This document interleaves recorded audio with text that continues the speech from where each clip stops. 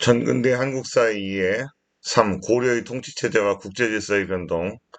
첫 번째, 후삼국을 통일하고 통치체제를 정비하다.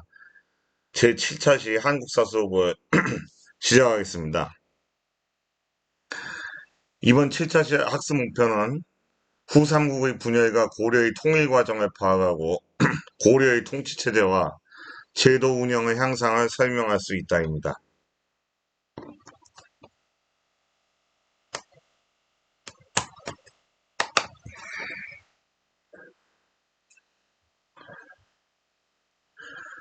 후삼국의 분열과 고려의 통일 과정, 고려의 통치제도와 제도 운영이 핵심이 되겠습니다. 단원의 구성을 보면 후삼국의 통일과 통치체제의 정비라는 이 큰 대주제에 맞춰서 후삼국의 분열과 고려의 통일 과정, 왕권 강화와 체제 안정을 위한 노력, 그 다음에 통치체제의 구조와 운영에 대해서 이제 이번 시간에 살펴보도록 하겠습니다.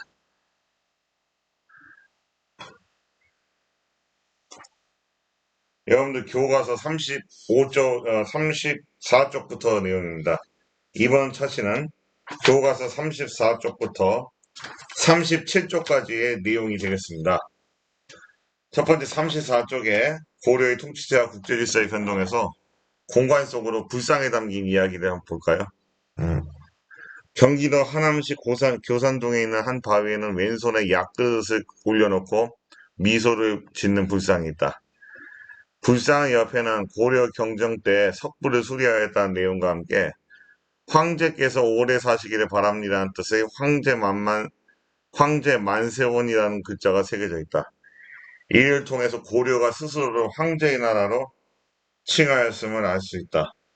이 교과서에 있는 사진은요, 경기도 하남 고산동 마해약사 열애 좌상이라는 이 불상입니다. 마해라는 것은 이 절벽에다가 이제 새겼고요. 이 약사열애라는 분이에요. 약사열애.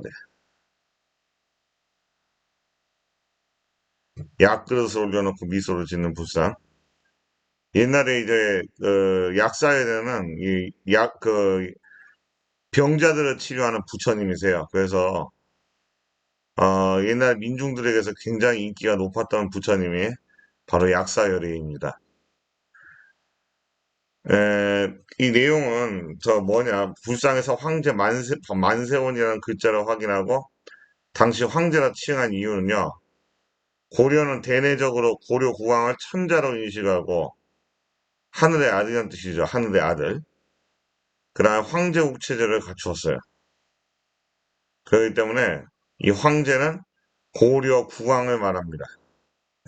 그래서 고려가 대내외적으로 황제를 칭했음을 알 수 있는 이제 사례가 되겠죠. 그래서 이번 시간에 이 관련 내용을 볼까요? 제시된 불상은 하남 교산동마의 약사리 어리자상으로 전체 높이 93cm, 불상 높이 43cm. 태평 2년에 올해는 석불을 중수한다는 내용이 글이 음각되어 있는데 태평 2년은 송나라 연호로 고려 경종 2년에 해당이 됩니다. 성이 977년이죠. 글의 마지막 부분에는 황제 만서원이 새겨져 있어 석불을 수리한 주체가 당시의 국왕인 경종을 황제를 이겼음을 알려준다. 이 3단원에서는요, 태조 왕건, 광종, 성종, 최승로, 그 다음에 뒤에 나오는 이자겸, 묘청, 공민왕이 주요 인물이고요. 사건은 이자겸이나 묘청의 서경천동, 무신정변, 제돈, 이성육부, 오도양계, 교정도감, 변정도감, 현장 개성 만월대 궁궐, 인천 강화산성, 그 다음에 활동을 후묘 10조와 시무 28조 분석하기, 해롱천하 의식 파악하기, 고려의 정치체제 비교하기, 고려 후기 대외인식 이야기가 주요 활동입니다. 나만의 학습 목표를 여러분들이 써볼 수가 있겠죠. 예시로 이 단원에서 나는 고려의 왕권 강화와 체제 안정을 위한 노력에 대해 알고 싶다. 이런 식으로 여러분들이 스스로의 학습 목표를 써보기 바랍니다. 교과서 35쪽 내용이 되겠습니다. 후삼국을 통일하고 통치체제를 정비하다 이번 7차 시 내용이 되겠어요. 경상북도 안동에서는요. 정월 대보름에 차전놀이라는 게 벌어집니다. 차전놀이는 나무를 교차하여 만든 기구에 대장이 올라타 상대를 밀어내면 승리하는 놀이입니다. 우리 전통 민속 놀이에요. 여기 이제 안동 차전놀이입니다. 이 놀이는 지금의 안동 지역에서 벌어진 고려와 후백제의 전투에서 유래했다고 하는 점입니다. 이 전투가 이제 안동 전투라고 하지 않고 옛날에는 이 지역을 고창이라고 그랬어요. 그래서 이제 안동 지역을 고창이라고 불렀는데 전라도 고창이 아니라 여기 안동 지역을 옛날 고창에서 그랬습니다.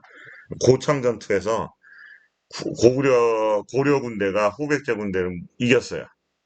그 고창 전투 이전에는 고려가 후백제한테 밀리다가 이 고창 전투에서 격파하면서 후백제에 대해서 우위를 이제 차지하게 되는 거죠. 당시 고려 왕건은 안동 호족들의 도움으로 전투에서 승리를 거두었는데 이를 기념하면서 차전놀이가 전승되었다고 합니다. 그럼 이제 고려의 건국과 후삼국의 통일 과정은 어떠했을까 이제 본문 내용을 통해서 살펴보도록 해요.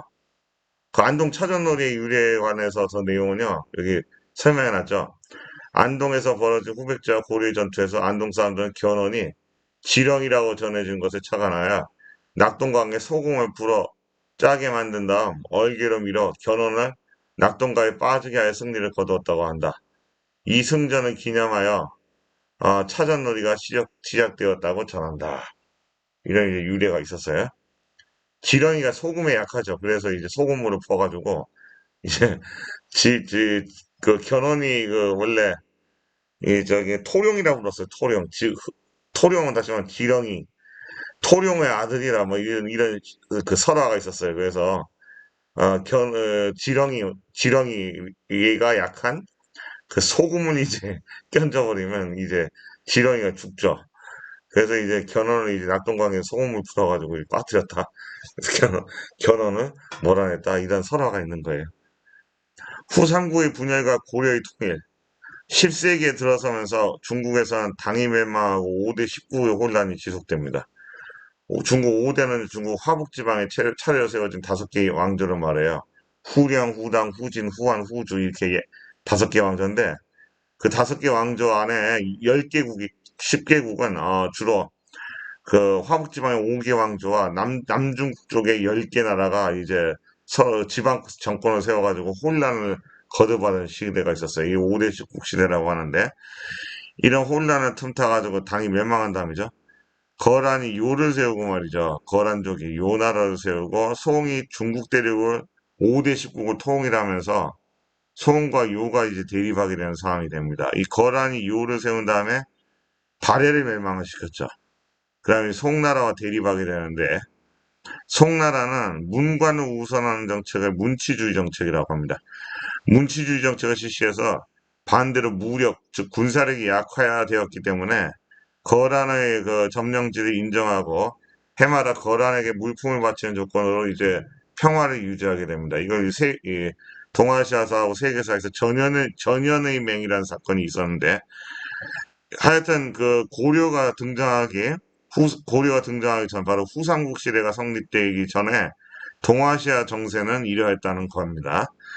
한편 이제 신라 말을 볼 거예요. 신라 말 사회가 혼란해지자 지방에서 호족이 성장했죠.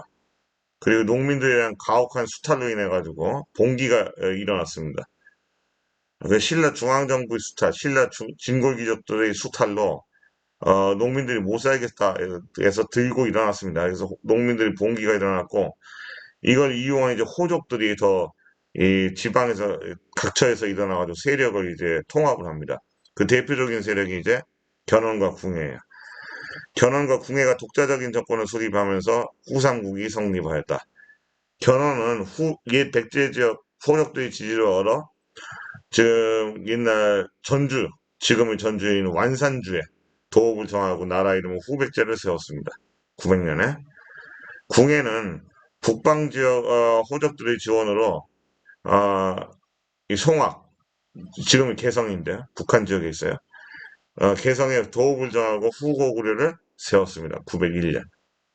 송악의 호족인 왕건은 궁예의 부하가 되어서 후백지 나주 지역, 지금의 전라도 나주, 여기를 금성이라 그랬어요, 옛날에는. 이 금성을 점령하면서 공을 세웠다고 합니다. 옆에 이제 건물터는 고려 궁성터, 만월대 궁궐터의 경기도 개성. 만월대는 고려 전궁터입니다.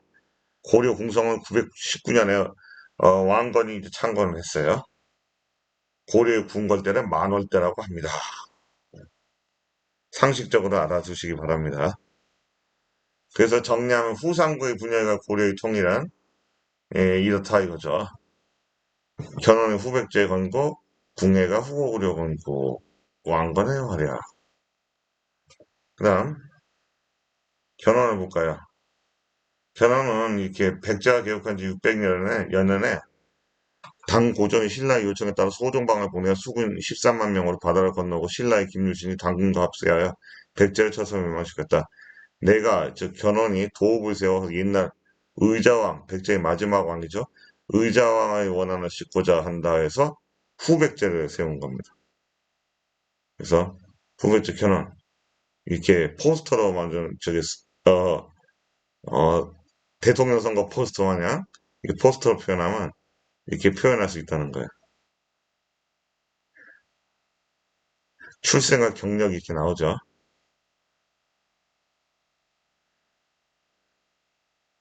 외교술이 뛰어났다는 이제 그 특징을 지니고 있어요.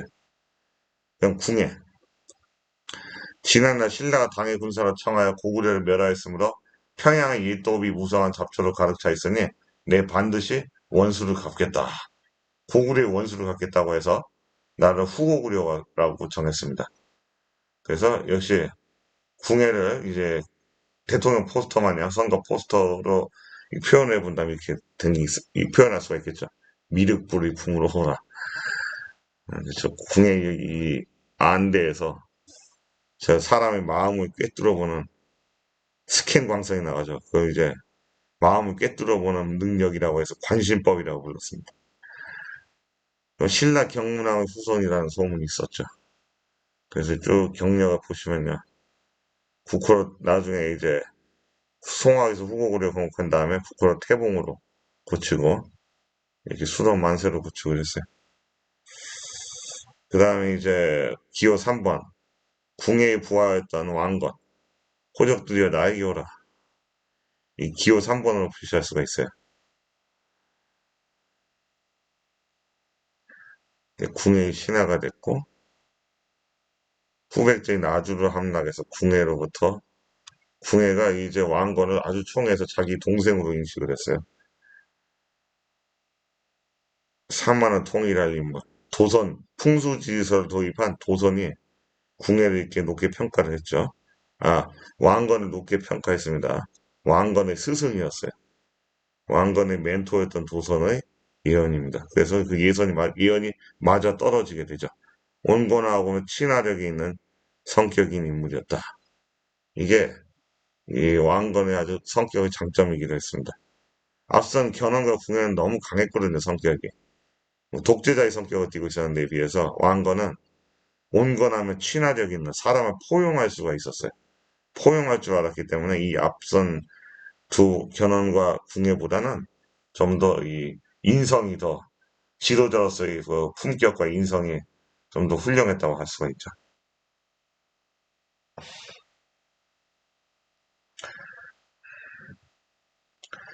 그래서 교과서 이제 36쪽을 보시면 되겠습니다. 교과서 35쪽에 하단 부분을 보겠습니다. 후고구려의 궁예는 수도를 철원으로 옮기고 국호를 태봉으로 바꿨어요.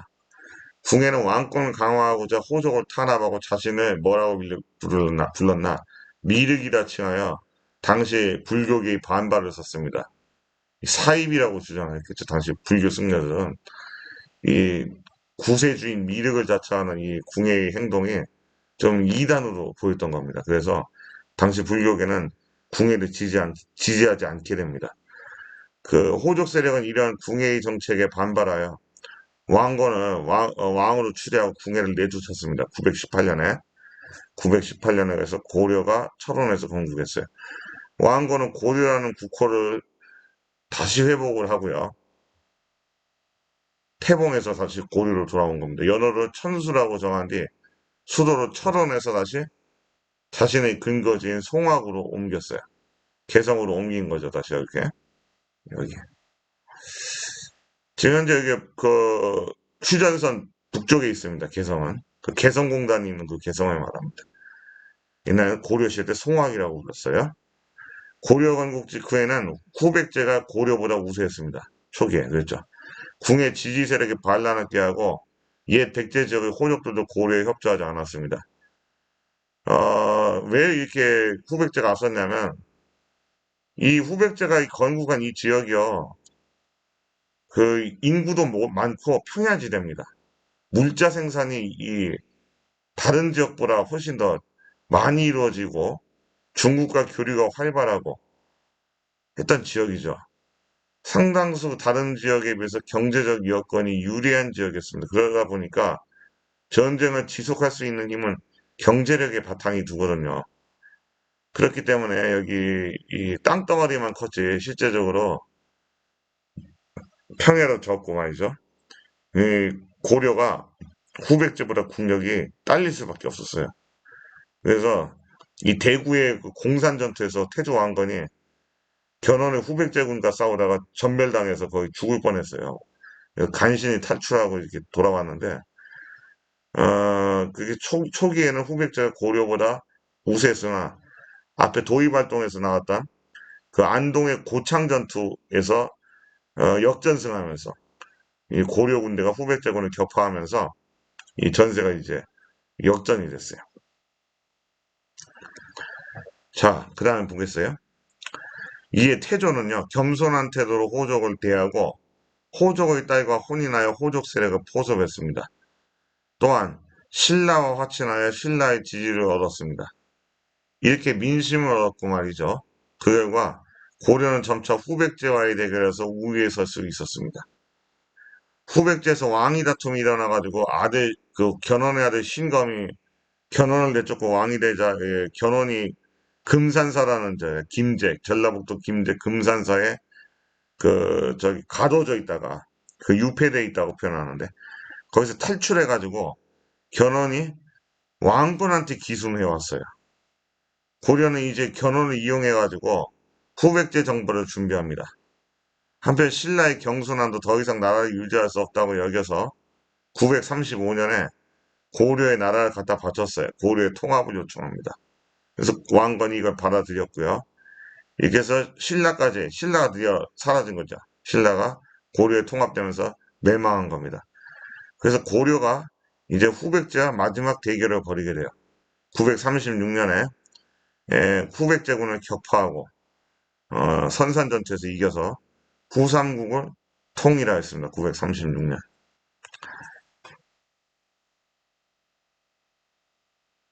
이때 이제 후삼국을 통일하는 마지막 전투에서 후백제군의 사기를 꺾으려고 이제 그 기순해온 견훤을 앞세웠다 그래요.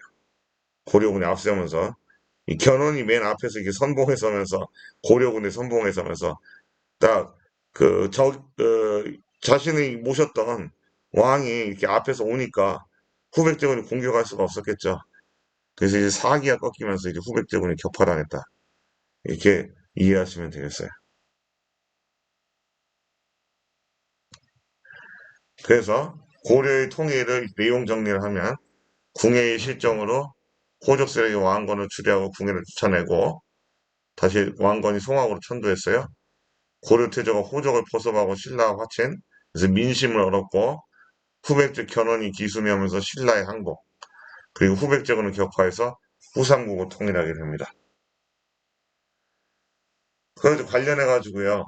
그 영상을 자료 더 보여주면 여러분들한테 신라가 이제 그 왕건이 태조 왕건이 고려 태조 왕건이 신라 마지막 경순왕에게 이 자신의 딸과 혼인하여 경주를 다스리라고 이렇게 해줬어요.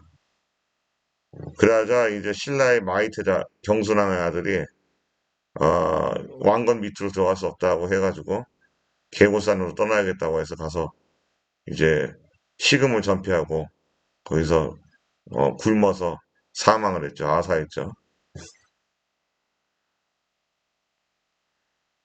신신라 정책 그리고 이 왕건은 처음에 세력이 약했어요. 그래서 각 호족 세력들을 통합하기 위해서 적극적으로 힘이 있는 유력 호족의 딸과 스스로 혼인을 맺었어요.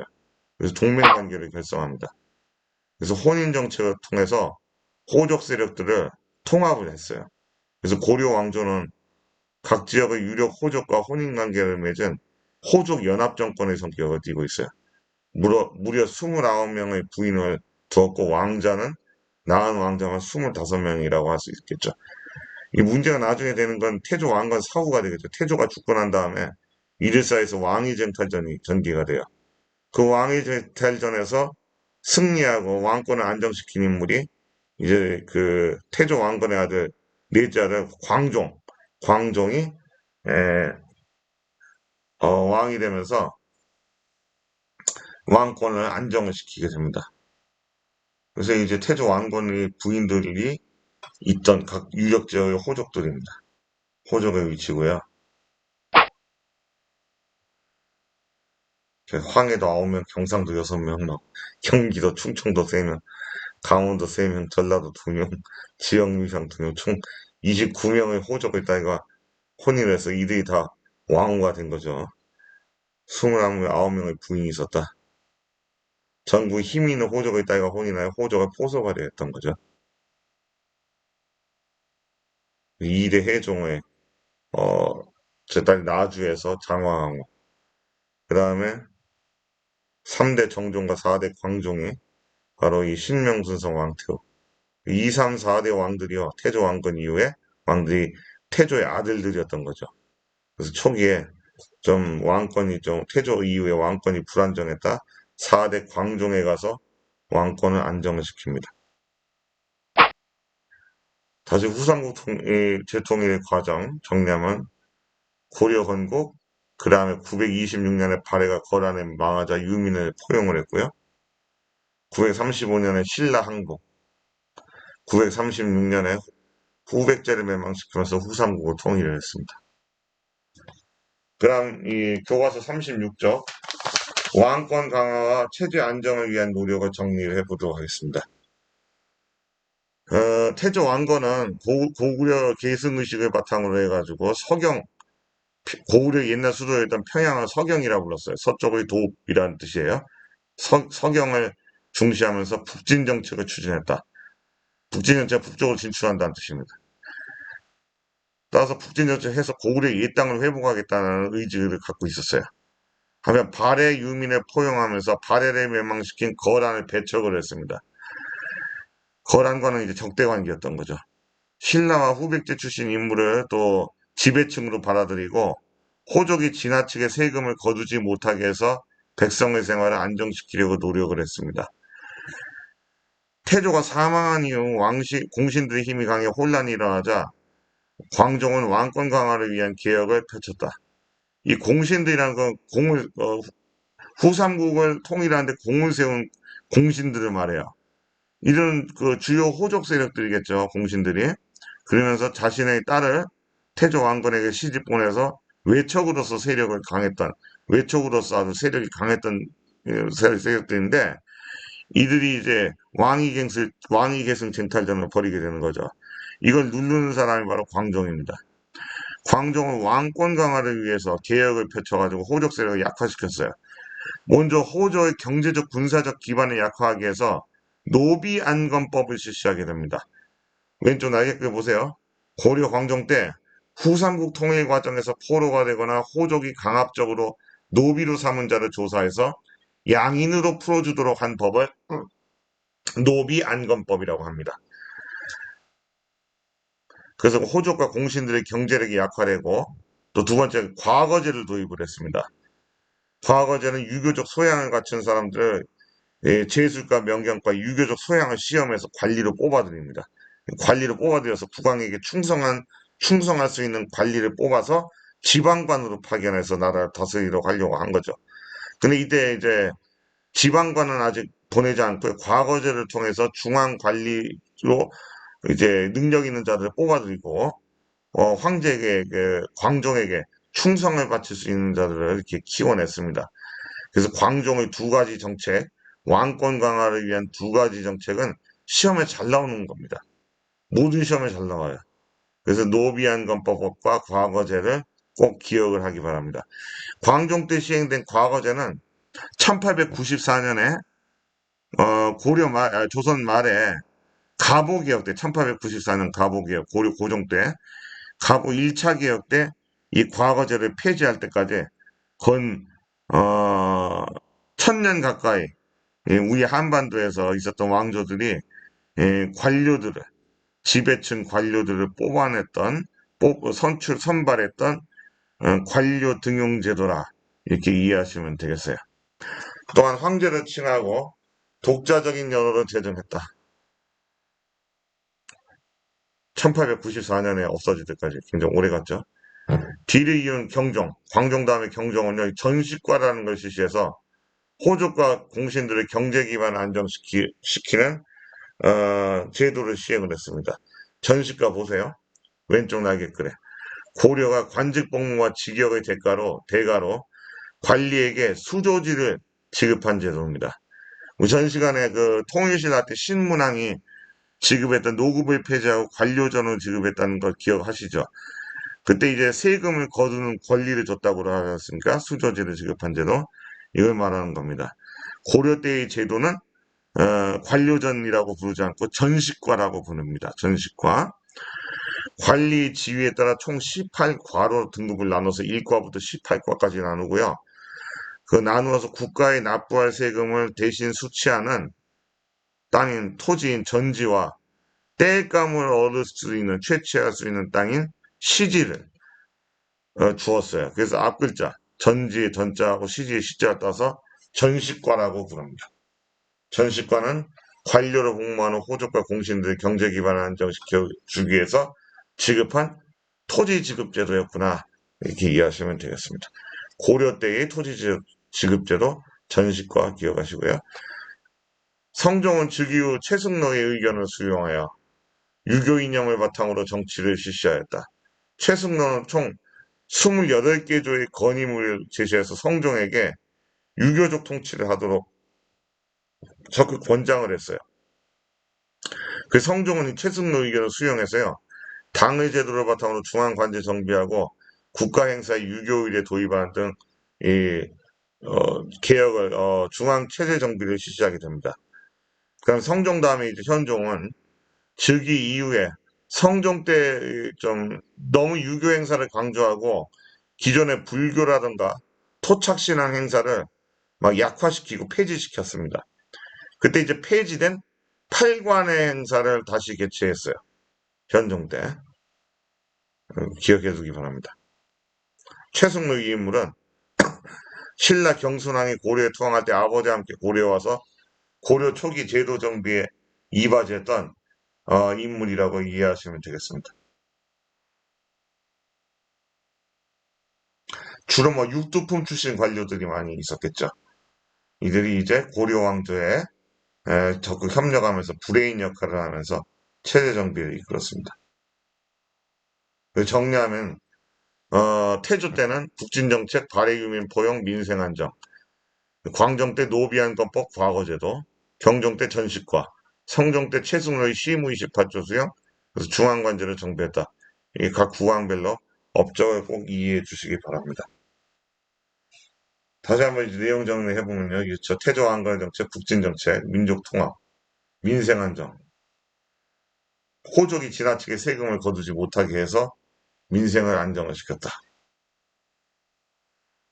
당시는 국가 대신에 각 지방의 유력 호족들이 대신 세금을 징수해 가지고 이제 중앙 왕건에게 이렇게 전달하는 역할을 했어요. 근데 호족들이 과도하게 세금을 거두는 행패를 부리니까 이걸 막기 위해서 조세 세금은 매년 생산량의 10분의 1 이상을 걷지 못하도록 이렇게 민생을 안정시키도록 노력을 했습니다. 태조의 북진정책은 고구려 계승의 시, 그래서 평양을 서경으로 중시에 여겼고요. 국호도 고구려를 계승했다고 해서 고려라고 한 겁니다.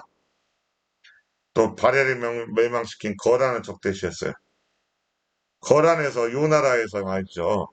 고려와 친선 관계를 맺어보려고 낙타 40여 마리를 보내는데 개경의 만부교로 보내가지고 태조 왕건이 이를 거절하고 만부교로 보내서 이 낙타들을 굶어 죽게 했어요. 이제 만부교 사건입니다. 왔던 사실은 무인도로 귀양 보냈다 그러죠. 사람이 살지 않는 것으로요. 그 다음에 영토확장. 그래서 이 태조왕건 말기에 이 청천강에서 영흥만까지, 영흥만까지, 여기가 청천강이고, 여기 영흥만인데, 여기까지 북진해가지고 영토를 차지했습니다.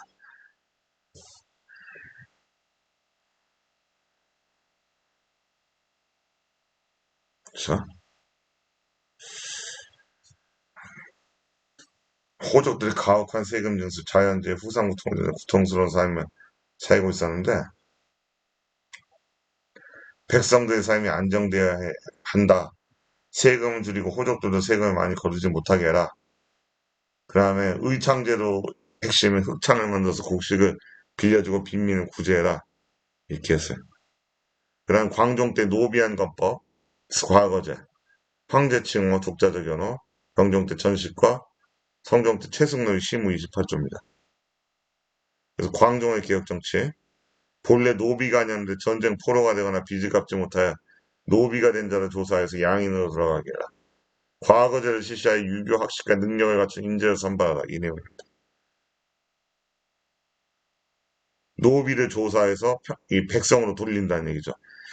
당시 호족들이 그 후삼국 혼란기 속에서 자기 세력을 키우기 위해서 수많은 평민들을 그 노비화 시켰어요. 그래서 노비들로 무기를 주면 또 반란도 일으킬 수 있고 군사력도 되고 또 노비를 이용해서 땅을 경작시켰으니까 경제적인 노동력도 확보가 되는데 이 사람 수를 확 줄여버린 겁니다. 노비를 조사해서 원래 양민이었으면 원래 평민이었어. 근데 이제 호족한테 빚으로 저기 팔려와가지고 노비가 됐어요. 그러면 아니다 이거 억울하게 노비가 된 사람이구나. 원래 양인으로 돌아가라. 이 조치가 노비 안건법이었던 거죠. 그러니까 호족 세력들은 반발할 수밖에 없었는데 이걸 시행하면서 호족 세력을 누르는 이제 광종의 카리스마 있는 개혁 정책을 시행을 한 게 되겠죠. 따라서 이제 노비가 양인이 되면서 양인의 수가 늘어나서 양인은 곧 세금을 내는 존재들이기 때문에 양인의 수가 늘어나는 것은 국가 재정이 더 확보가 되는 세금을 내는 사람이 더 많아지기 때문에 국가 재정이 더 확보가 되는 그런 어, 기능도 가져왔기 순기능도 가져왔기 때문에 당연히 국가 재정 확보되면 국왕이 힘이 강해되겠죠. 강화되겠죠.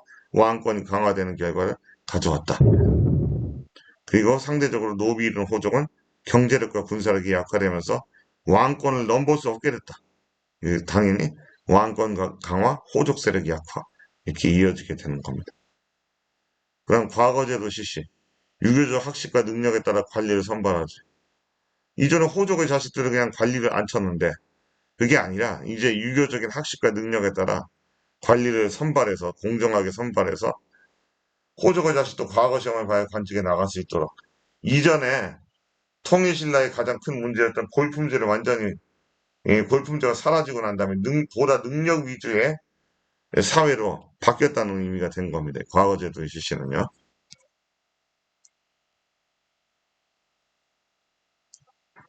그 다음에 고려 태조 광종은 연월 광덕이라고 하고 스스로를 황제폐하라고 이렇게 했어요. 그 칭제권원이라고 합니다. 그 성종 때 성종은 최승로의 시무 28조 정치 잘잘못을 넣었다. 앞에 다섯 국왕들의 전체 정치를 막 좀 비판을 했어요. 태조 왕건부터 경종까지를 막 논평하고 그에 따라서 대안을 유교적인 정책 대안을 제시한 게 최승로의 시무 28조입니다. 그래서 7조 내용 지방의 수령을 파견해야 합니다. 13조 연등의 팔간회가 너무 많으니 이걸 줄여야 됩니다. 불교를 믿는 것은 몸을 다스리는 거고 유교를 행하는 것은 나라를 다스리는데 자신을 다스리는 것은 내세의 복을 구하는 거고 나라를 다스리는 것은 오늘이 급한이기 때문에 어떤 게 더 중요하다. 유교를 행하는 것이 더 중요하다 이거죠. 유교 정치 이념에 따라서 나라를 다스려라. 지방관 파견, 불교 행사 폐지, 유교 정치 이념. 이것이 이제 성종의 정책에 반영이 돼서 중앙 집권 체제가 정비가 됩니다. 그럼 이제 교과서 36쪽에 후뇨 10조와 시무 28조를 보겠어요. 태조의 후뇨 10조는 태조 왕건이 죽기 직전에 남긴 내용이에요. 후대 국왕들이 본받아야 될 10가지 교훈이란 뜻인데, 첫째, 불교를 중시하라고 나왔어요. 둘째, 풍수지리서를 잘 중시해서 절을 세워라. 풍수지리서를 중시했죠. 세 번째, 4조를 보면 중국의 문물과 예약을 따랐으나 지역과 인성이 다르니 꼭 같게 할 필요 없다. 이거는 중국의 문물을 선별적으로 수용하라는 얘기고요. 거란은 짐승과 같은 나라이니 그들 일관 제도를 본받지 말아라. 이 얘기는 거란에 대한 적대적인 인식이 나와 있죠. 배척하는 정책. 왜? 거란은 발해를 멸망시켰기 때문에 태조 왕건은 발해를 동족의 나라라고 인식하고 있었어요. 그래서 발해가 거란에게 멸망당하자 그 유민들을 적극적으로 왕건은 받아들였습니다. 포용을 했어요. 그 유민들이 나중에 거란이 쳐들어올 때 그 선봉이 돼서 그 거란군과 맞서 싸우는 유명한 장수들도 나옵니다. 뭐 대도수 장군 같은 분들도 있었어요. 발해 유민들. 대조영의 후손이 되겠죠. 그다음 5조 서경은 우리나라 땅 형세의 근본이 되니 100일 이상 머물러 왕실의 안녕을 이루도록 하라. 서경을 중시하겠어요. 북진 정책이 나오는 거죠. 연등이야 팔관회를 베풀어라. 연등에는 불교 행사고요. 팔관회는 무속, 도교 이 행사인데 다 이제 후삼국 전쟁 동안에 죽은 이들의 그 극락왕생하기를 기원하는 행사가 연등회. 그 다음에 전국의 산신과 그 무속신앙일각에서 하늘 천신에게 제사를 지내는 도교 행사가 이제 팔관회였습니다. 이걸 중시하겠어요. 근데 최승로의 시무 28조 보면 지방관을 두서 외관이라는 건 지방관을 의미합니다. 그러니까 중국의 제도를 굉장히 중시하겠어요. 적극적으로 수용을 해야 합니다. 그 다음에 봄에 대신에 뭐 토착 풍속은 그대로 수레나 의복은 따르게 하십시오. 이렇게 했죠. 연등해야 팔관회가 번거롭고 하니 백성들 수고를 덜어주십시오. 이렇게 축소해서 연등해야 팔관회 축소 폐지를 건의했고요. 불교보다는 유교에 따른 통치 이념을 강조했습니다. 유교. 그래서 각 조항에 반영된 태조의 정책을 정리해보면 1조 불교 중시, 2조 풍수지리설과 불교의 지나친 팽창 억제, 4조 중국 문화의 선택적 수용과 거란 배척, 5조 풍수지리설과 고구려 계승의식, 서경을 중시하고 있기 때문에 서경이 중요한, 풍수지리적으로 중요한 것이라고 보는 거죠. 이후 이제 묘청의 서경천도 운동이라는 것과 관련이 있어요. 제6조 토착문화와 신앙 중시, 이것이 되겠습니다. 자료 1을 봐드려서 성종 때 제도가 어떻게 정비되었는지 말해보자. 전국에 12목을 설치하고 지방관을 외관에 파견했고요.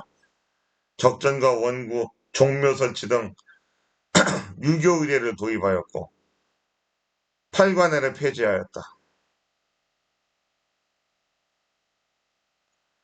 자료 1, 2를 비교하여 태조와 성종이 실시한 문화, 외교 정책의 공통점과 차이점을 써보자.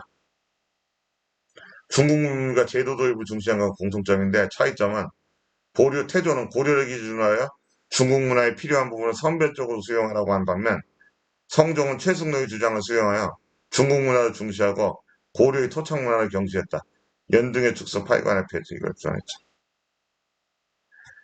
마지막 이제 37쪽 내용입니다. 통치체제의 구조와 운영. 고려는 당의 삼성육부제를 나라의 실정에 맡겨 고쳐 이성육부의 중앙정치체제를 갖췄다. 이 핵심 문장이 되겠죠. 그래서 오른쪽 도표와 같이 중서문화성이 국정을 총괄하고 상서성이 육부를 관리하여 정책을 집행했습니다.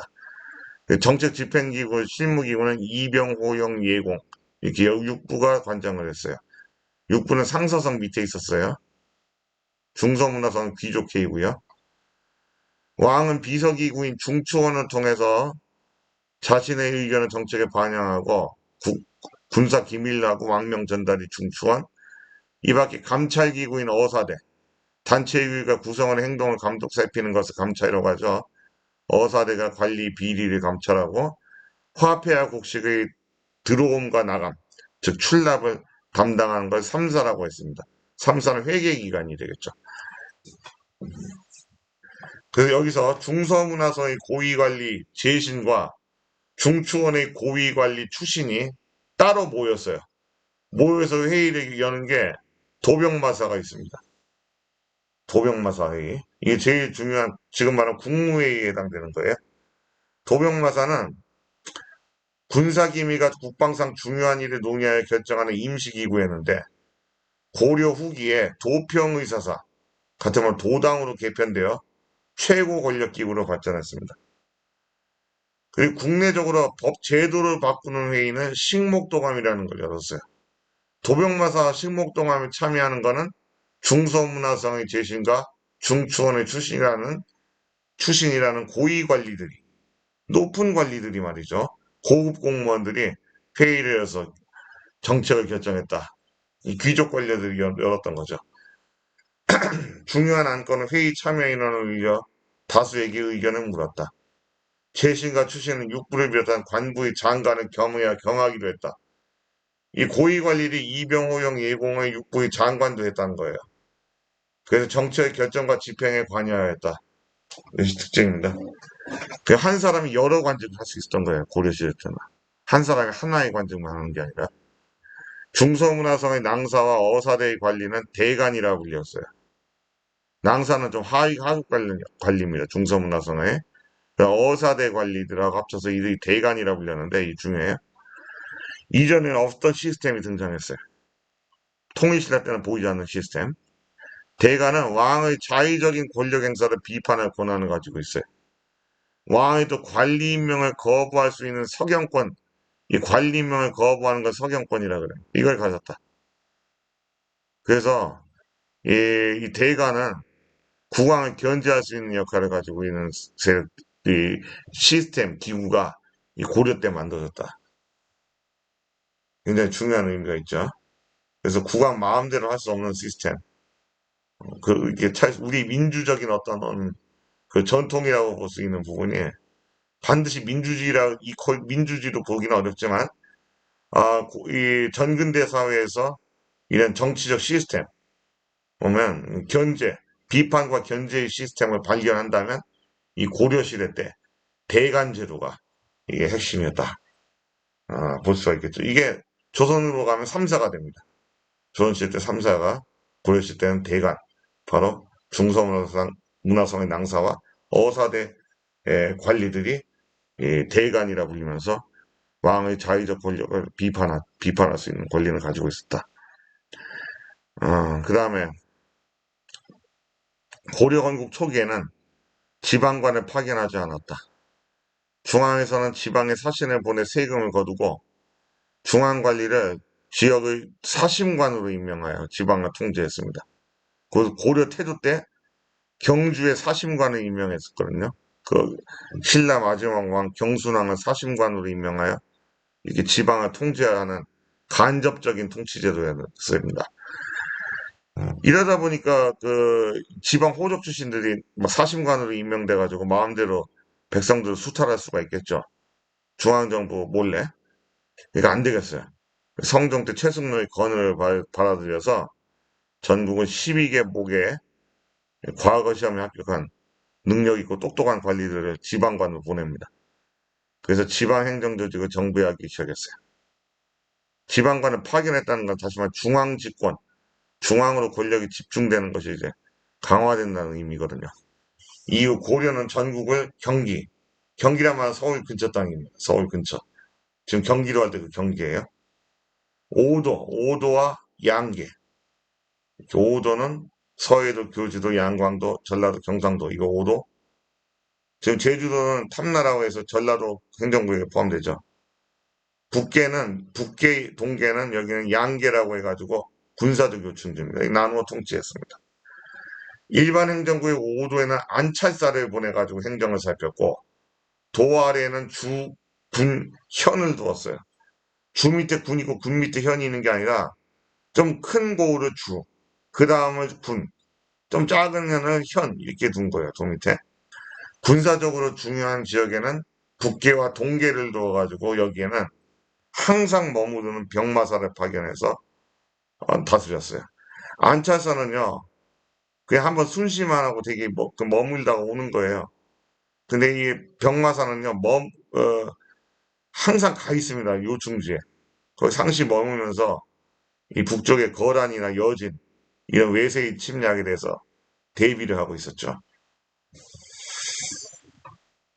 국방상의 요충지에는 이 양계, 북계와 동계에는 진을 설치해서 여기에 군대가 머물면서 관리를 했어요. 고려 시대에는 지방관이 주재하는 고을을 주현이라고 했어요. 지방관이 있는 현이에요. 지방관이 주재하고 있다 해서 주현. 지방관이 파견되지 않으면은 주현에 속해 있어서 지방의 실질적인 통치 세력의 호족 출신의 향리들이 다스렸다. 그래서 주현에 속해 있다 해서 속현입니다. 속현. 속현은 지방관이 없습니다. 진짜. 주현보다 속현의 수가 많았어요. 주현 하나에 속현 두세 개꼴로 있었다고 보면 됩니다. 고려 때는. 그 중요한 주현은 계수관이라고 해가지고 몇 개의 주현을 통솔하여 중앙의 명령을 집행하는 좀 더 중앙 집권을 보완하는 관리가 계수관이라는 관리도 있었어요. 주현과 속현 외에 특수행정구역으로서 향부곡소가 이제 있었다. 향부곡은 통일신라 때부터 있었죠. 이 향부곡 소의 주민들은 각각 이제 그 특수행정구역으로서 굉장히 일반 주현에 비해서 어 이사도 못 가고요. 거주 이전의 자유도 없고, 그냥 세금도 많이 내야 되는 차별을 받았어요. 그래서 향부곡 소의 주민들이 봉기를 많이 일으키거든요. 특히 무신 정권이기 때. 그 무신 집권 이후에 이 향부곡 소가 봉기를 많이 일으키자 정부가 고려 후기 들어서 점차 향부곡 소를 일반 일반 군현으로 승격을 시키고 조선시대 가서는 완전히 향부곡 소 제도를 폐지하게 됩니다. 고려 시대까지만 있었어요. 그래서 다시 보면 국방과 군사 문제 논의하는 기구는 도병마사, 제도와 시행규칙 제정은 식목도감, 주요 정책 의논 결정은 일단 도병마사 식목도감 임시회의 고려 독자적이고 그래서 귀족 관료들이 논의하는 귀족 중심 정치기구, 중서문화성, 상서성, 그 다음에 이병호영 예공, 그 다음 중추원, 어사대, 삼사가 되겠죠. 그 다음에 이제 지방행정제도, 저 성종 때 최승로의 건의를 받아들여 외관을 보냈어요. 지방관을 보냈는데 총 12개 목은 중요한 곳을 목이라고 부르죠. 12목이라고 합니다. 12목을 두고 지방관을 보냈다. 이후에 서해도, 교주도, 양광도, 경상도, 전라도의 5도 일반행정구역 안차사 보냈고요. 북계, 동계에는 양계라고 부르면서 병마사를 파견하고 요충지 진을 설치했다. 경기는 수도와 인근 지역, 개경, 평양, 그 다음에 서경, 여기 삼경, 경주는 동경이라고 불렀어요. 옛날 통일시대 때 수도였기 때문에.